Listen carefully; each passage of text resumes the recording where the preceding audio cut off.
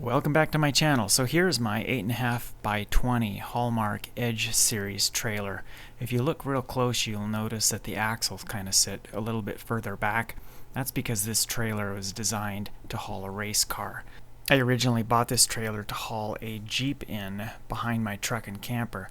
Well, after one trip of doing that, I realized that hauling around a 4,000 plus pound truck camper and then towing 10,000 pounds worth of Jeep and trailer is just a little bit too much for my truck. So I backed my trailer out of the carport, so let's go ahead and do a quick walkthrough. Nice thing about this trailer, which works really good behind my truck camper, is that nice long tongue. I believe it's about 50 inches. It gets the trailer quite a ways back from the back of the truck camper, so I don't have any issues with turning radius. Nice polished aluminum corner caps and chrome corner trim pieces.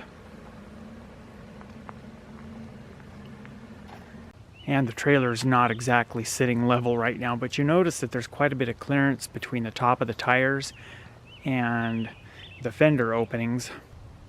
I think it's been 2 years ago I installed a set of Dexter axle lift spacer blocks for a torsion axle. And we can see those right inside there. That's the piece that has the 2 bolts in it. Basically what it does is it drops the axle about 2 3/4 inches down from the frame. And here's what those pieces look like. Each come with 4 bolts. You have 2 bolts that hold it to the frame of the trailer and then 2 bolts that hold the axle to the bracket. 2 years ago I had a flat tire, so I decided it was time to upgrade and replace the tires. So these are Goodyear Endurance ST 225/75 R15, and they are rated for heavier than the tires that were on the trailer. I'll show a link to a video above on the tires that came off of this trailer, and it also shows a weight comparison I did between these tires and the tires that were on the trailer. Underneath the door we have a nice slide out step. It's all aluminum.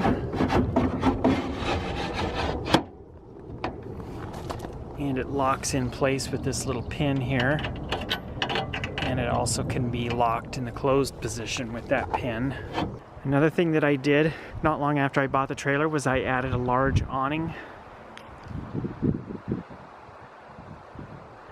I think the awning is probably 16 feet long. I installed that in 2012. I don't know that electric awnings existed back then or they were just in their infancy, but I sure wish now that I had an electric awning, because this big manual awning is kind of a chore to get out. It's really no different than a manual awning on an RV, but you got a lot of moving parts and stuff to work with. And I also upgraded to, I will call them stealth tail lights. They're clear, but they do light up red. I've done the same thing with all of the marker lights. And at the time that I did that, I also added a bunch of marker lights across the top. Kind of hard to see them above the awning, but we have one right about there, and then one right above that floodlight bucket, and then there's one more there, and then another one up front. Plus you've got the one right there on the corner. Floodlight bucket, it had a large quartz halogen floodlight in it that is operated off of AC power. It's something that I really had no use for because it's overpoweringly bright. So I took that floodlight out and I just installed a little floodlight fixture.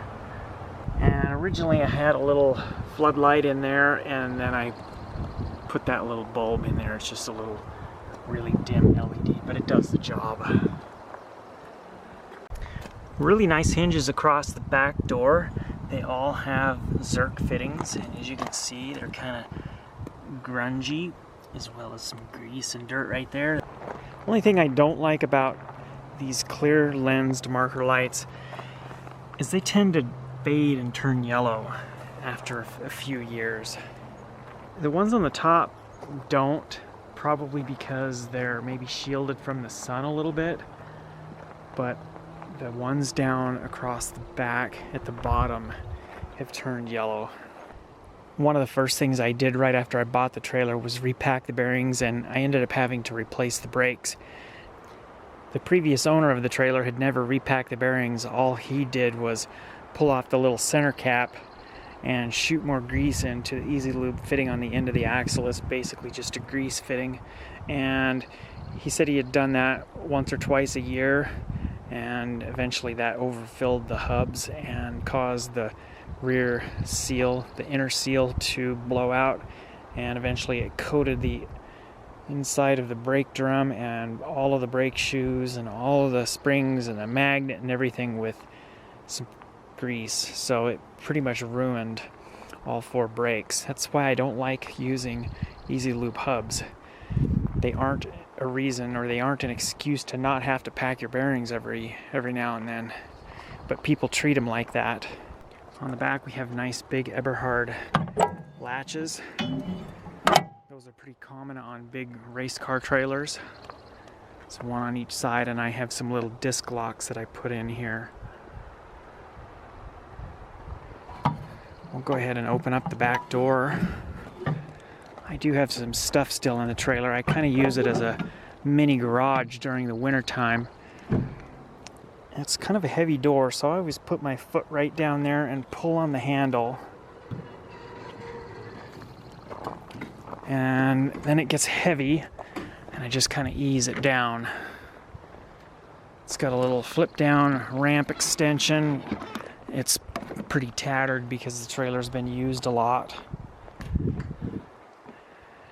All of the flooring is diamond plate. I don't necessarily like it, but it's very durable, that's for sure. You see some track down here bolted to the floor. That is a piece that I added. And right there is another piece that I added. And if you look right down here, you can see right in the middle of the video frame a shiny strip plus a bunch of little dots. That's where another long strip of that L-track was. So that's how the trailer was set up on both sides, is a strip of that L-track from the back all the way to the front. And then at some point I put a little piece of E-track in the middle, and then another piece of E-track right there. Originally, how I was hauling my motorcycles was I would back them up the ramp, push the front tire up against the door, and use this piece of track as one tie down point, and then I put a little clip with a hook in it in this piece of E-track. A couple years ago, probably 2017 or 18, I think, I finally got with the program here and put some more L-track further forward in the trailer right here, and put this other piece of E-track, and then mounted, where are they at here? Right here. These are 2 mounting feet for my Pingle motorcycle wheel chocks. So now I can just push my bikes in forward. And then at the back here we have 120 volt AC outlet. And up here, this enclosure around the spring assembly for the door, I added some speakers. This blue wire right here is my speaker wire. And we've got one small light right there in the middle. That was an original light. And then we have another speaker, and then on the driver's side of the trailer we have 2 fluorescent fixtures. And then over on the passenger side we had 1 fluorescent fixture. It was right in the middle. I've converted all 3 of those to LED. And you can see that my corner trim is completely missing. I removed that when I did a big wiring project back in about 2015 or 2016. And this big shelf on the side works really good for hauling some camping gear as well as my motorcycle riding gear. And that's primarily what I use this trailer for, is for hauling my motorcycles. And on the bottom shelf Down here I put my riding gear bag, and then I have that bungee cord around there to hold it in place. Looking towards the front of the trailer, we have a nice row of overhead cabinets, and then some lower cabinets as well, and nice stainless steel countertop. Let's open up one of these lower cabinets and take a look inside. I have a little metal rack that works good for storing some little plastic totes on. Down below there I have an inverter which primarily is used to charge the onboard battery, which provides power to my lights. And I've got a big open free space over there for storing little plastic totes, bigger plastic totes with camping gear and whatnot, like cords and hoses. And sometimes I have a little air compressor in the back corner there. And over in this drawer is where I have an onboard battery. Let's take a look at one of the overhead cabinets. Little plastic drawer unit there that has some pens and pencils and some little office supplies and stuff. Lots of storage up there for some of my other motorcycle riding gear, like helmets and whatnot. I added a fire extinguisher over there in the corner.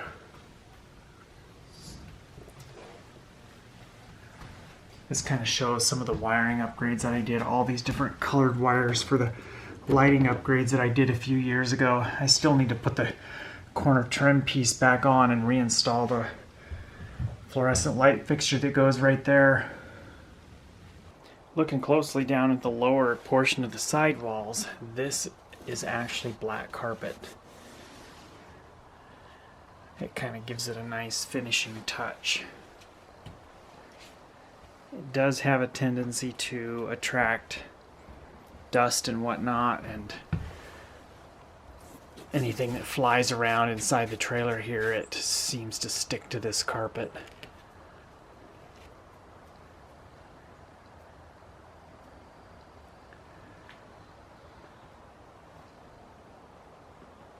And it lines up perfectly with the front of the black cabinets.